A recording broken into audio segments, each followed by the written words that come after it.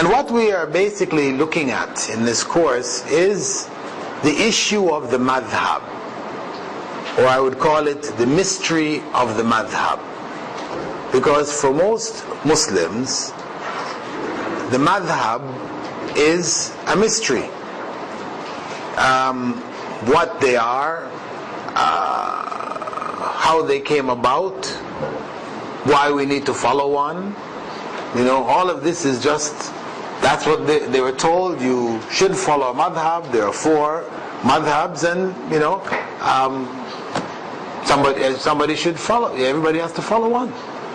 But how they came about, why they're there, were they divinely ordained, and all these other kinds of things, well, for most people it's a mystery, And actually, when I did this particular book, and before its publication, I had given it to a Pakistani English editor who had worked with a number of different newspapers and literary institutions in Saudi Arabia and outside of Saudi Arabia. He was retired in Taif, and I was living part-time in Taif at the time. So I'd come to know him, so I gave it to him to read over for me, basically, after finish writing a book, I usually try to give it out to 4 or 5 different English native speakers or close native speakers of English readers, just to get their feedback.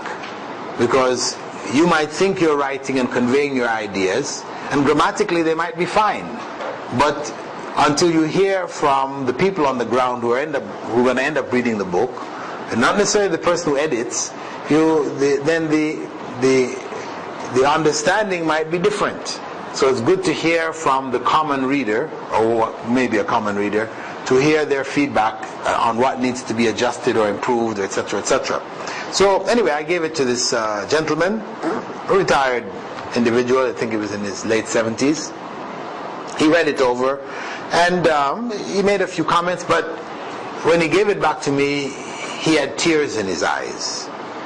I was wondering why. This is not really a very emotional book. It's a very, technical, But he said to me, he said, for the first time in my life, I've finally understood what the madhabs were about.